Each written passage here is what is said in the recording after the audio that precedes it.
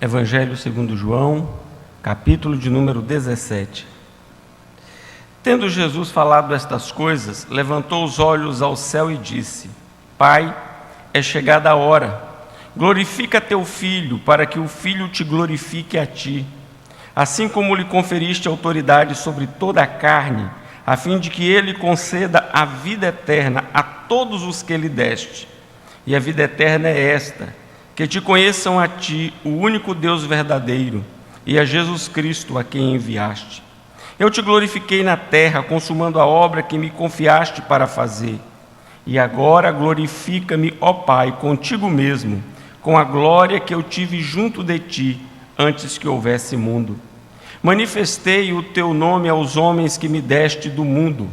Eram teus, tu nos confiaste, e eles têm guardado a tua palavra. Agora eles reconhecem que todas as coisas que me tens dado provêm de ti, porque eu lhes tenho transmitido as palavras que me deste, e eles as receberam e verdadeiramente conheceram que saí de ti e creram que tu me enviaste. É por eles que eu rogo. Não rogo pelo mundo, mas por aqueles que me deste, porque são teus. Ora, todas as minhas coisas são tuas e as tuas coisas são minhas, e neles eu sou glorificado.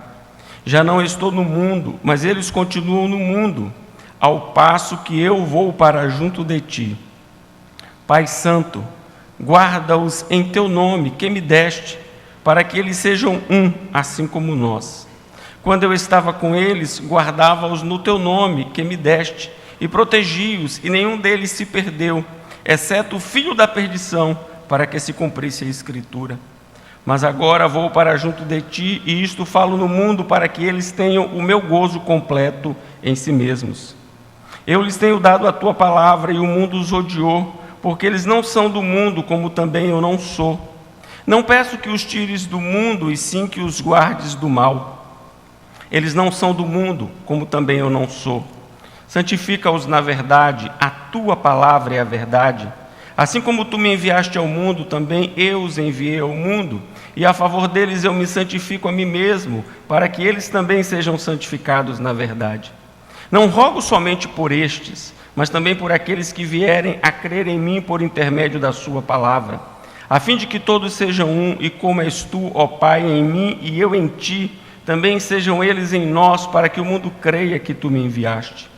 Eu lhes tenho transmitido a glória que me tens dado, para que sejam um, como nós o somos, eu neles e tu em mim, a fim de que sejam aperfeiçoados na unidade, para que o mundo conheça que tu me enviaste e os amaste, como também amaste a mim. Pai, a minha vontade é que onde eu estou, estejam também comigo os que me deste, para que vejam a minha glória que me conferiste, porque me amaste antes da fundação do mundo. Pai justo, o mundo não te conheceu, eu, porém, te conheci, e também estes compreenderam que tu me enviaste.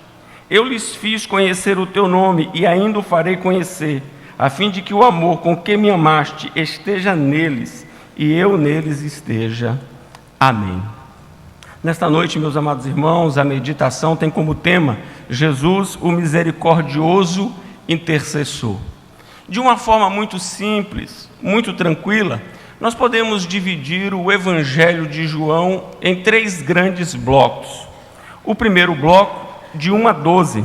O segundo bloco, de 13 a 17. E o terceiro bloco, de 18 a 21. O Evangelho de João, bem como todos os outros textos da Escritura, por inspiração divina, tem uma lógica, tem um encadeamento, tem um objetivo de nos ensinar, de nos instruir, de nos alertar, de nos confortar, de nos mostrar a vontade de Deus por meio da Escritura. No Evangelho de João, nós encontramos o registro de alguns milagres, e os milagres que foram selecionados de forma proposital, não de maneira aleatória, não de qualquer forma, mas com um objetivo muito específico. E o texto vai dizer, com o objetivo de que vocês creiam que Jesus é o Filho de Deus, e crendo, tenham a vida eterna. Aqui no Evangelho de João nós encontramos declarações fortíssimas do Senhor Jesus acerca do seu ser. acerca do seu propósito, acerca do seu ministério. E em cada declaração que ele mesmo pronunciou, apontando para a sua substância como sendo substância coigual à substância do Pai, em cada declaração uma lição preciosa, seja ao afirmar eu sou o caminho, a verdade e a vida, ou afirmar eu sou a luz do mundo, ou afirmar eu sou o pão da vida. Em cada afirmação um objetivo muito concreto, muito específico. Sim, o Evangelho de João é riquíssimo em apontar-nos a grandeza, a glória, a majestade, a beleza do Redentor, Jesus Cristo. E a divisão simples do texto vai nos conduzir sempre para a pessoa gloriosa de Jesus.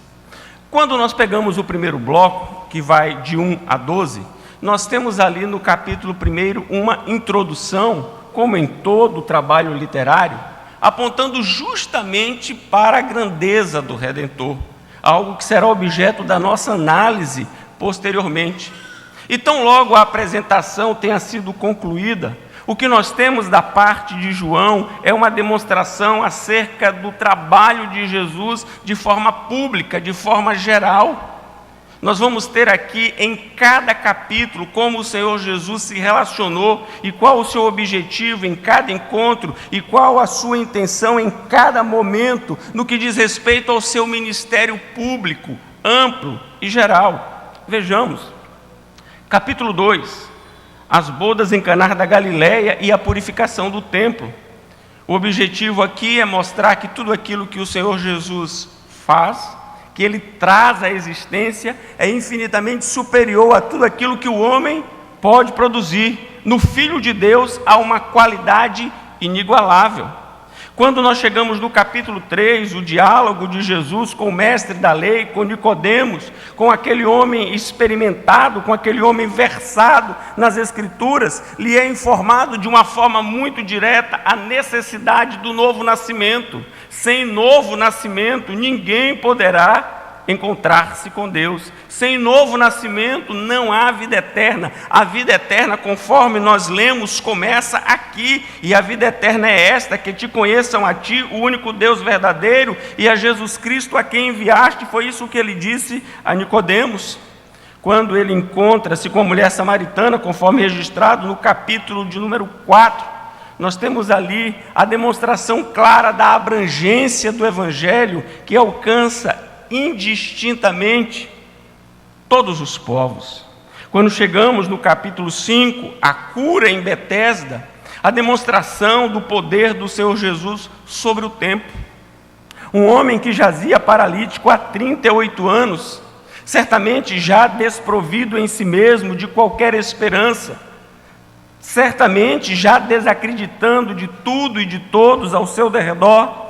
E o Senhor Jesus chega naquele local de forma muito específica, vai ao encontro daquele homem e restaura-lhe a saúde de maneira sobrenatural, mostrando que o tempo não é um impedimento para a ação do seu poder. Muitas vezes o nosso ânimo está a definhar, porque olhamos e um problema já se arrasta há muito tempo, uma dificuldade se mostra presente há um tempo sobremodo elevado, de acordo com a nossa análise. E muitas vezes ficamos a dizer, não há jeito, não há solução. O jeito é suportar isso. E nós temos aqui o relato que quando o Filho de Deus manifesta o seu poder, o tempo se curva diante da sua glória, diante do seu esplendor. Então não importa quanto tempo o sofrimento já venha marcando presença na sua vida, o que importa é a sua expectativa, a sua crença, a sua certeza de que o Filho de Deus pode reverter este quadro a qualquer momento, basta que ele seja servido em fazê-lo.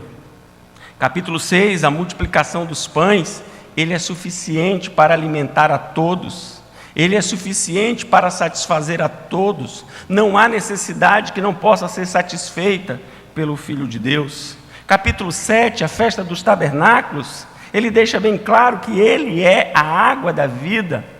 No grande dia da festa, no principal dia da festa, ele declara: quem tem sede, vem a mim e beba. Sim, Ele é suficiente. No capítulo 8, com o episódio da mulher adúltera, Ele demonstra a sua misericórdia, a sua compaixão. No capítulo 9, a cura de um cego de nascença, Ele mostra o seu poder para reverter algo que até então era inédito. Ninguém conhecia nada absolutamente semelhante ao que Ele acabara de realizar. E o testemunho é do próprio cego, diante dos teólogos que se apresentam para interrogá-lo. Ele diz: nunca se ouviu a respeito de alguém que tenha sido curado nas condições em que eu me encontrava. Sim, porque Ele é a luz do mundo, Ele afugenta as trevas. Não há escuridão que permaneça diante do Filho de Deus. No capítulo 10, diante daquela liderança enfurecida, Ele diz: eu sou o bom pastor dá a vida pelas ovelhas. No capítulo 11, Ele ressuscita Lázaro, deixando claro ser a ressurreição e a vida. Ele disse aquilo que nenhum outro jamais havia dito e que ninguém poderá dizer. Ele disse: eu sou a ressurreição e a vida. Quem crê em mim, ainda que esteja morto, viverá. E todo aquele que vive e crê em mim não morrerá eternamente. E depois vem uma pergunta que é uma pergunta fulminante: crês isto? Você crê pessoalmente, internamente, à parte de tudo e de todos? É algo pessoal, é uma realidade na sua vida? Foi a pergunta que ele dirigiu aos que estavam ao seu derredor. No capítulo 12, a presença dele em Betânia e a sua entrada triunfal em Jerusalém, demonstrando a sua plena consciência do que o aguardava e nenhum temor quanto à fúria que ele haveria de enfrentar, uma vez que o seu sacrifício era um sacrifício voluntário, era uma oferta agradável a Deus, para resgatar, para salvar, para libertar os seus, aqueles que foram escolhidos desde toda a eternidade, pelos quais ele haveria de se entregar, ainda que com dor, ainda que com sofrimento, com grande alegria, pois desde toda a eternidade, ele sabia que lhe estava reservada a glória de trazer a presença de Deus àqueles que foram por toda a eternidade escolhidos pelo Pai. Mas agora, no capítulo de número 13 até o capítulo 17, que nós temos um outro bloco, muda a cena. Sai do âmbito geral, sai do âmbito público, sai do âmbito coletivo e passa para um âmbito particular, para um âmbito privado, para um âmbito restrito. Agora o Senhor Jesus não vai mais dialogar com multidões, agora Ele não vai se relacionar com o público em geral, agora Ele vai se relacionar privativamente com os seus discípulos. De 13 a 17 é isso que nós temos. No cenáculo, no capítulo 13, Ele vai ensinar acerca da humildade, como cada cristão deve encarar o outro, qual a visão que deve ter acerca de si mesmo e do serviço que deve ser prestado.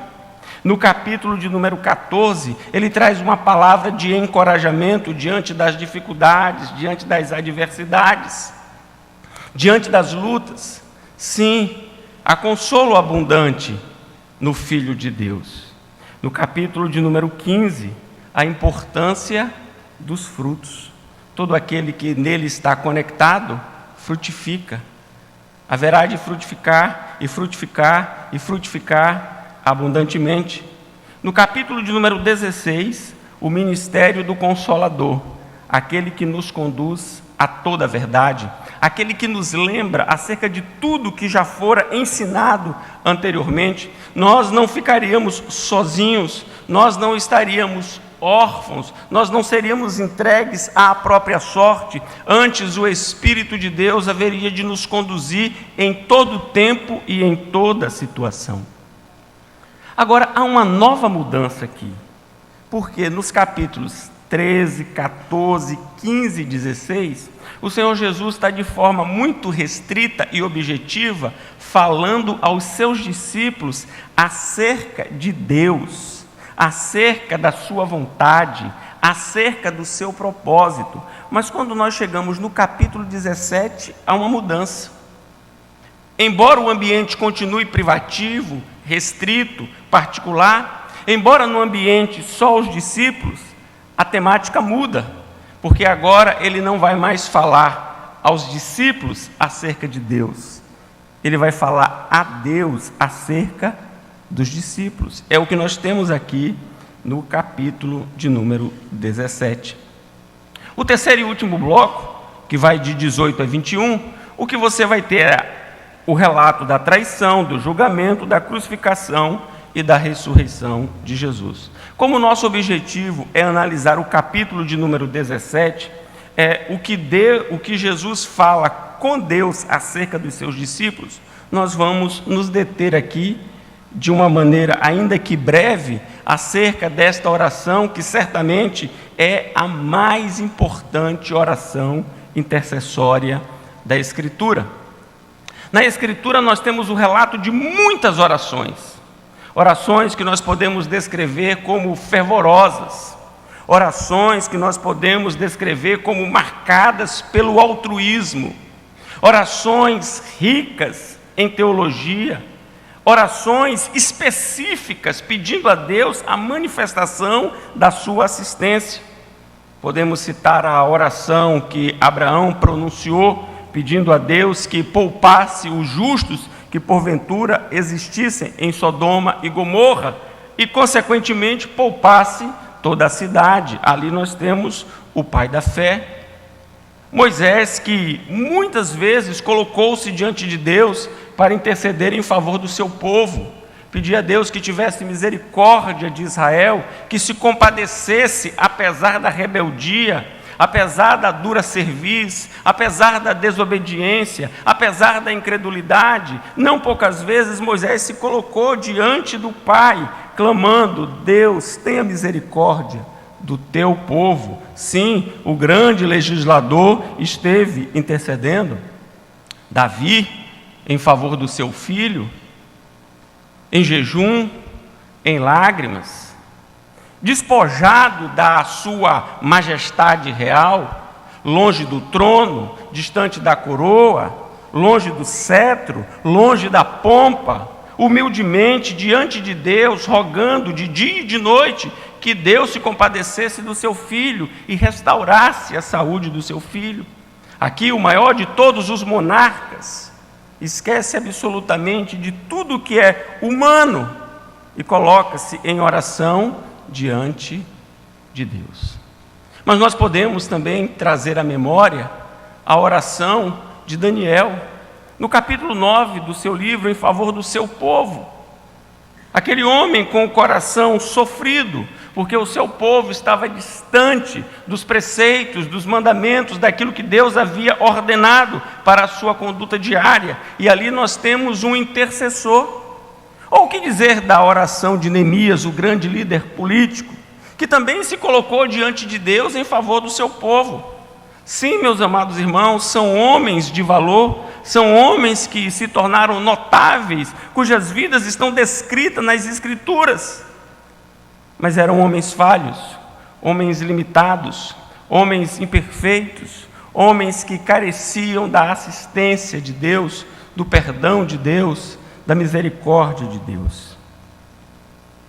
O texto que nós acabamos de ler, ele é o mais importante no que diz respeito à intercessão diante do Pai, justamente por conta do seu autor. E o texto nos diz que foi o próprio Senhor Jesus quem colocou-se diante de Deus para interceder pelos seus discípulos. Tendo Jesus falado estas coisas, levantou os olhos ao céu e disse: Pai, veja, meu amado irmão, vejam, meus amados irmãos, a grandeza daquele que estava diante de Deus a suplicar por mim e por você. Eu tenho sempre uma grande satisfação de encontrar o reverendo Ronaldo Lidório. Tenho com ele um vínculo, uma amizade ainda muito incipiente. O conheci recentemente. Mas quando o reverendo Ronaldo Lidório me encontra, ele com um sorriso olha para mim e diz: tenho orado por sua vida, Jailton. E o meu coração se alegra, porque eu sei que o reverendo Ronaldo Lidório é um homem que tem muitas ocupações, que tem muitos afazeres, que tem muitas atividades, e certamente um leque muito amplo de pessoas pelas quais ele intercede. E ele lembrar do meu nome. Nós que temos um vínculo de amizade ainda tão incipiente, que nos conhecemos há tão pouco tempo, mas que alegria traz ao meu coração quando me encontro com ele e ele olha para mim e diz: estou orando por você, Jailton. Como é bom quando eu me deparo com os meus irmãos e os meus irmãos dizem: estou orando por você, Jailton. Que coisa boa, como isso alegra o meu coração. Agora aqui, meus amados irmãos, nós temos o próprio Filho de Deus intercedendo em favor dos seus, diferente de absolutamente todos que se colocaram diante da face do Pai para clamar de maneira intercessória. Aqui nós não temos uma criatura, aqui nós temos o Criador. Aqui nós temos aquele que é a imagem do Deus invisível. Aqui nós temos aquele que reflete toda a glória de Deus, aquele que é descrito de forma mais excelente por ser exatamente da mesma substância do Pai. Quando no preâmbulo do Evangelho, João vai apresentar-nos Jesus, ele afirmou categoricamente: no princípio era o Verbo, e o Verbo estava com Deus, e o Verbo era Deus.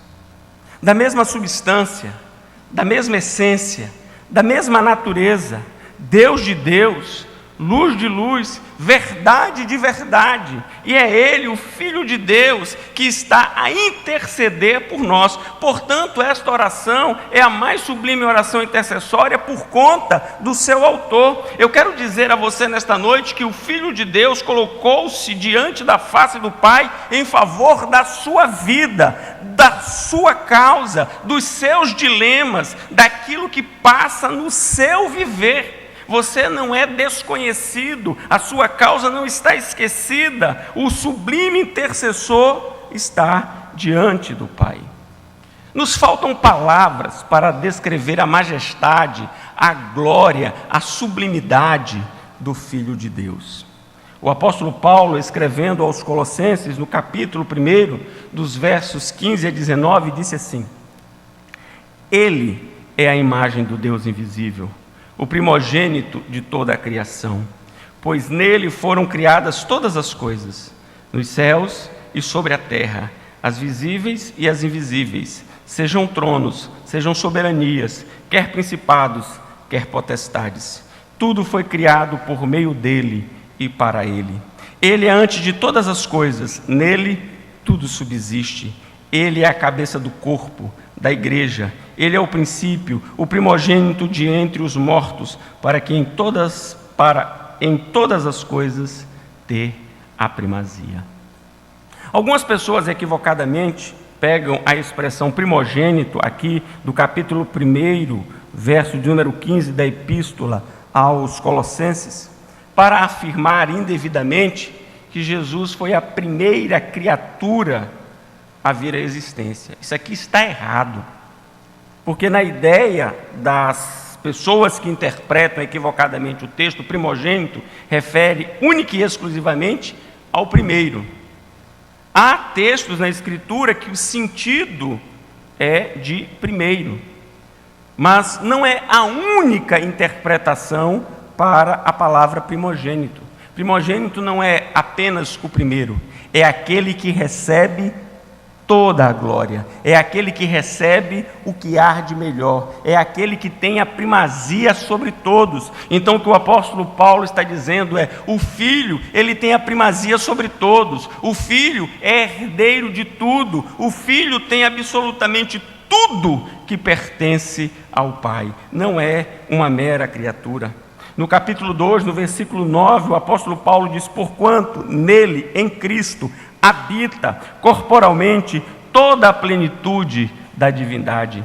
E vale a pena ressaltar que quando o apóstolo Paulo escreveu a sua epístola aos Colossenses, Cristo já havia ressuscitado, Cristo já havia sido assunto aos céus, Cristo já estava entronizado à direita de Deus Pai Todo-Poderoso, e perceba como o apóstolo Paulo apresenta-nos a glória do Redentor, porque o apóstolo Paulo fala no tempo presente, porque nele habita corporalmente toda a plenitude da divindade. O autor da Epístola aos Hebreus chama a Jesus de grande sumo sacerdote. Tendo, pois, a Jesus, o Filho de Deus, como grande sumo sacerdote que penetrou os céus, conservemos firmes a nossa confissão. E diz mais: com efeito, nos convinha um sumo sacerdote como este, santo, inculpável, sem mácula, separado dos pecadores e feito mais alto do que os céus, que não tem necessidade, como os sumos sacerdotes, de oferecer todos os dias sacrifícios, primeiro por seus próprios pecados, depois pelos do povo, porque fez isto uma vez por todas, quando a si mesmo se ofereceu.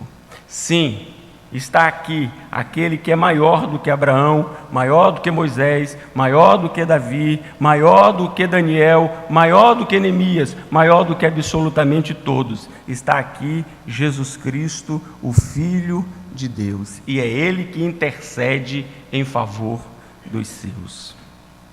Mas há um outro aspecto para o qual eu chamo a sua atenção, no que diz respeito à diferença entre a oração registrada no capítulo 17 e as demais orações. É o conteúdo da oração. Vejamos o que Jesus apresentou a Deus em favor do seu povo.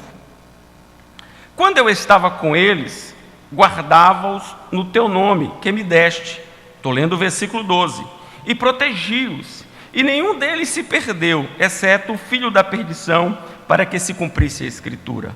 Mas agora vou para junto de ti, e isto falo no mundo, para que eles tenham o meu gozo completo em si mesmos. Eu lhes tenho dado a tua palavra, o mundo os odiou, porque eles não são do mundo, como também eu não sou. Não peço que os tires do mundo, e sim que os guardes do mal. Meus amados irmãos, nesta petição importantíssima para nós, temos aqui uma solene advertência. E qual é a advertência que temos aqui? Acerca da nossa fragilidade. No conteúdo da oração sacerdotal, a súplica que destaquei aponta o cuidado do Filho diante de Deus para com as nossas vidas e alerta-nos acerca de quão frágeis nós somos. O Senhor Jesus não pediu a Deus que Deus retirasse os seus do mundo, antes que no mundo viesse a guardá-los e protegê-los e guardá-los do mal, assim como foi apresentado também na oração modelo. Diz a oração modelo: e não nos deixes cair em tentação, mas livra-nos do mal. Aqui há uma solene advertência para nós. Sabe por quê, meus amados irmãos? Porque nós temos a tendência de brincar com o pecado. Nós nos achamos muitas vezes fortes, sábios, seguros. Nós temos uma concepção equivocada de que nós sabemos até onde podemos ir. E isso é o início da ruína espiritual de muitos, que brincando e flertando com o pecado, são tomados, dominados, acorrentados, subjugados e humilhados pelo pecado. O Senhor Jesus pede a Deus que Deus tenha misericórdia do seu povo, que Deus tenha compaixão do seu povo, livrando-os do mal. Mas o mal aqui no texto é o pecado, não é do desemprego. Muitas vezes nós pensamos que, Senhor, livra-nos do mal, livra-nos do desemprego. Livra-nos, Deus, de um acidente. Livra-nos, Deus, de um infortúnio. Livra-nos, Deus, do luto. Livra-nos, Deus, de tantas coisas desagradáveis pelas quais nós não gostaríamos de passar, nós não gostaríamos de experimentar. Não é disto que o texto está falando, ele não está falando destas questões, ele não está falando destas coisas, ele está falando de algo muito mais perigoso, que é o pecado na vida de um filho de Deus. Nós muitas vezes ficamos preocupados com o desemprego, ficamos preocupados com a segurança, ficamos preocupados com a violência, ficamos preocupados com a saúde e não nos preocupamos devidamente com a presença do pecado que tão de perto nos rodeia e tenta nos envolver com as suas garras e nos dominar e nos asfixiar. Nós estamos mais preocupados com as coisas do aqui e agora do que com as coisas que dizem respeito ao nosso relacionamento com Deus. Nós somos frágeis, nós somos pequenos, nós somos limitados, nós não podemos manter uma postura orgulhosa, pensando que em nós mesmos nós temos força suficiente para sobrepujar e vencer as ciladas e as artimanhas do pecado.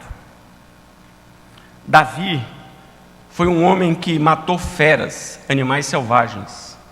Davi foi um homem que enfrentou um gigante. Davi foi um homem que enfrentou e desbaratou inúmeros exércitos. Porém, Davi foi um homem que caiu por conta da cobiça. Talvez ele tenha se preparado a vida toda para enfrentar os grandes desafios, mas ele não se apercebeu, permitam-me aqui a adaptação do cavalo de Troia. Ele não percebeu o potencial destrutivo daquilo que ele julgava inofensivo. E aí está muitas vezes a nossa ruína, e aí está muitas vezes a nossa queda, porque nós julgamos que aquilo ali é uma coisa boba, é uma coisa trivial, é uma coisa banal, e nós somos senhores da situação, e de repente percebemos que aquilo que era banal, trivial, comum, tomou uma proporção gigantesca e já nos envolveu, e está agora conduzindo as nossas vidas. E eu poderia elencar aqui, amados irmãos, diversas questões, no âmbito da moral, no âmbito da ética, no âmbito da vida relacional, mas creio que este auditório é devidamente instruído e capacitado para discernir estas questões, que parecem tão tolas, mas que são tão graves e tão agressivas. A advertência do Senhor Jesus é solene nesta sua súplica a Deus. Ele não pede poder temporal para os seus discípulos, ele não pede riqueza para os seus discípulos, ele não pede glória para os seus discípulos, ele não pede saúde para seus discípulos, ele não pede nem paz para seus discípulos, mas ele pede a Deus que os seus discípulos sejam preservados do pecado. Sim, esta oração tem uma dimensão completamente extraordinária em relação às demais, por conta do seu conteúdo. Mas há um outro elemento que eu gostaria de destacar aqui no texto, e está a partir do versículo 17. Santifica-os na verdade, a tua palavra é a verdade.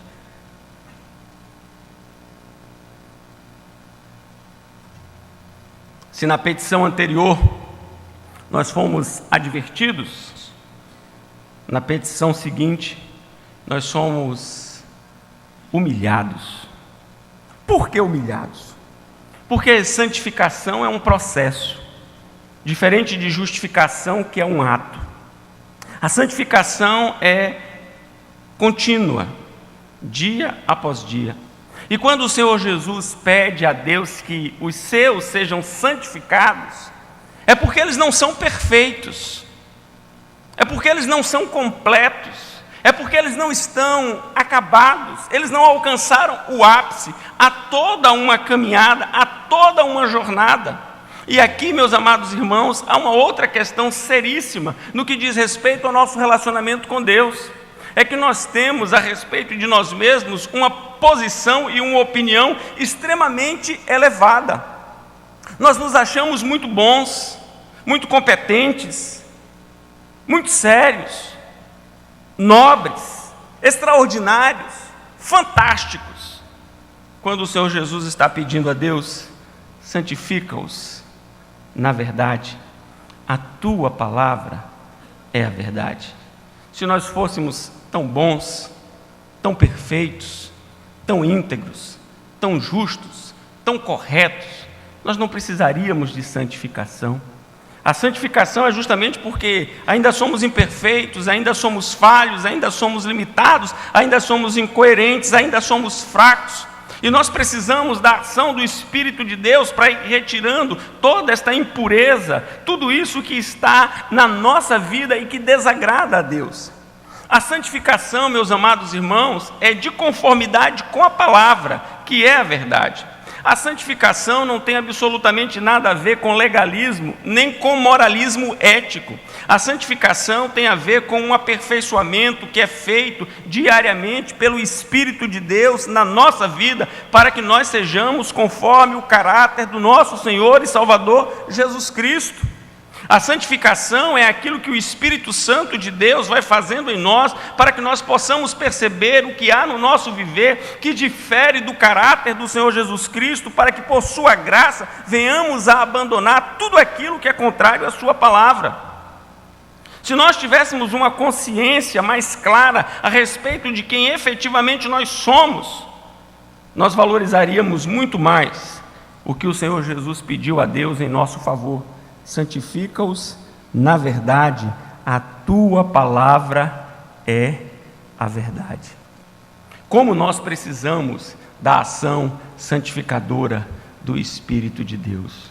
Como nós carecemos deste tratamento contínuo. Há uma diferença vital entre redenção e santificação. A redenção é um ato exclusivo de Deus na vida do seu povo, na vida dos seus, na vida dos eleitos. A santificação é um processo contínuo, é algo diário, é algo que vai desenvolver-se ao longo de toda a nossa vida, de toda a nossa caminhada. É iniciado pelo Espírito de Deus e deve ser desenvolvido por cada um de nós. Segui a paz com todos e a santificação, sem a qual ninguém verá ao Senhor. Mas no conteúdo que a oração expressa, não há só uma advertência, não há só uma palavra para nos humilhar e termos a compreensão exata do nosso lugar. Há aqui uma palavra de conforto, há aqui uma palavra de consolo, há aqui uma palavra de ânimo. E a palavra está no versículo de número 24. Este é o conteúdo desta oração, que é a mais importante de todas as orações. Pai, a minha vontade é que onde eu estou, estejam também comigo os que me deste, para que vejam a minha glória que me conferiste, porque me amaste antes da fundação do mundo. O que nós temos de consolo aqui é o pedido do Senhor Jesus ao Pai, para que em breve sejamos reunidos a Ele nas moradas celestiais. É isso mesmo que você está entendendo. O Senhor Jesus colocou diante de Deus a necessidade, a importância de que nós sejamos conduzidos à sua presença, para que com Ele estejamos por toda a eternidade, lembrando-nos então aqui que nós somos peregrinos, lembrando-nos que aqui estamos de forma breve, lembrando-nos que não estamos aqui para sempre, que aqui não é a nossa casa, que aqui não é a nossa morada final. A nossa morada final é com Ele por toda a eternidade. Quando nós examinamos na parte escatológica de Mateus, no capítulo 25, a parábola das 10 virgens, geralmente nós focamos a nossa atenção nas virgens, quer prudentes, quer nécias. E sim, é digno de atenção. Nós focamos a nossa atenção em vários aspectos da parábola. Sim, todos eles dignos. Mas nós muitas vezes nos esquecemos de uma finalização que diz tudo a respeito da nossa esperança. E esta finalização encontra-se no versículo de número 10, do capítulo 25 de Mateus. Diz o texto, farei a leitura do texto completo. E, saindo elas para comprar, chegou o noivo. E as que estavam apercebidas entraram com ele para as boldas, e fechou-se a porta. Haverá um dia, meus amados irmãos, em que a porta se fechará. Haverá um dia em que nós estaremos na presença do Senhor. E aqui, meus amados, a nossa atenção deve estar voltada para a alegria, para o gozo, para o contentamento, para as delícias eternas que ali haveremos de experimentar. Haverá um dia em que o choro, a dor, as perdas, tudo isso haverá de cessar. Como nosso irmão, pastor Josafá, foi chamado para essa glória eterna, para esta glória indizível, para esta vida que efetivamente não pode ser apresentada com as nossas palavras tão limitadas. A porta fechou-se para ele, a porta fechou-se para o presbítero Josimar na sexta-feira. Mas esta porta que se fechou não traduz tristeza, não traduz limitação, não traduz infortúnio, traduz sim a alegria, traduz sim o contentamento, traduz sim a satisfação. O Senhor Jesus então está a dizer aos seus que haverá um dia quando junto dele estaremos por toda a eternidade. E isso está patente no texto que farei a leitura agora, no capítulo 21 de Apocalipse. Vi novo céu e nova terra, pois o primeiro céu e a primeira terra passaram, e o mar já não existem. Vi também a cidade santa, a Nova Jerusalém, que descia do céu, da parte de Deus, ataviada como a noiva adornada para o seu esposo. Então ouvi grande voz vinda do trono dizendo: eis o tabernáculo de Deus com os homens. Deus habitará com eles. Eles serão povos de Deus e Deus mesmo estará com eles. E lhes enxugará dos olhos toda lágrima, e a morte já não existirá. Já não haverá luto, nem pranto, nem dor, porque as primeiras coisas passaram. E aquele que está sentado no trono disse: eis que faço nova todas as coisas. E acrescentou: escreve, porque estas palavras são fiéis e verdadeiras. Disse-me ainda: tudo está feito. Eu sou o alfa e o ômega, o princípio e o fim. Eu, a quem tem sede, darei de graça da fonte da vida eterna. O vencedor herdará todas as coisas, e eu lhe serei Deus, e ele me será filho. No conteúdo da sua oração, oração singular, diferenciada de todas as outras, ele está a pedir a Deus que nós sejamos reunidos a Ele, para que possamos usufruir as delícias eternas. E isso temos então como consolo no conteúdo desta oração, que o nosso futuro não é incerto, não é inseguro, não é dúbio, não é vacilante. Ele certamente está ao nosso lado e nos aguarda para aquele dia tão glorioso. Porque se a nossa esperança ela se limita ao aqui e o agora, disse o apóstolo Paulo, nós somos os mais miseráveis de todos os homens. Por isso, nesta oração, ele vem nos confortar, lembrando-nos que um dia já não estaremos mais aqui, estaremos com ele por toda a eternidade. Finalizo, meus amados irmãos, após relembrá-los a respeito do autor, do conteúdo, da validade desta oração. Veja o versículo 20 do texto que lemos, no capítulo 17 de João. Não rogo somente por estes, mas também por aqueles que vierem a crer em mim, por intermédio da sua palavra. A oração de Abraão foi limitada aos moradores daquela cidade, Sodoma e Gomorra. A oração de Moisés foi uma oração limitada ao seu povo. A oração de Davi foi uma oração limitada ao seu filho. A oração de Daniel foi limitada àqueles que estavam com ele no cativeiro. A oração de Neemias foi limitada e delimitada para aquele período histórico. Porém, esta oração é uma oração que perpassa os séculos e que terá a sua validade e a sua plenitude enquanto a igreja ainda estiver aqui. Enquanto o povo de Deus estiver aqui, enquanto a igreja do Senhor estiver aqui, esta oração terá a sua validade. Por isso, meus amados irmãos, da parte de Cristo, o nosso misericordioso intercessor, temos uma oração que nos ajuda a enfrentar os dias maus e que nos ajuda a vivenciar os dias bons. Porque o perigo não está só nos dias maus, também encontra-se nos dias bons. Porque nós somos tão corruptos que quando experimentamos os dias bons, temos uma tendência de nos esquecermos de Deus, de sermos ingratos para com Ele, de sermos indiferentes para com a sua palavra, de sermos negligentes para com a sua obra, porque afinal de contas, vai tudo bem. Nos dias maus, muitas vezes, nos esquecemos da sua bondade, da sua misericórdia, e temos para com Ele um coração endurecido, imaginando que Ele tenha se esquecido de nós, que Ele tenha negligenciado o cuidado para conosco, que Ele tenha nos abandonado apesar das suas promessas. Como nós somos difíceis. Se estamos num estado de tranquilidade, corremos perigo.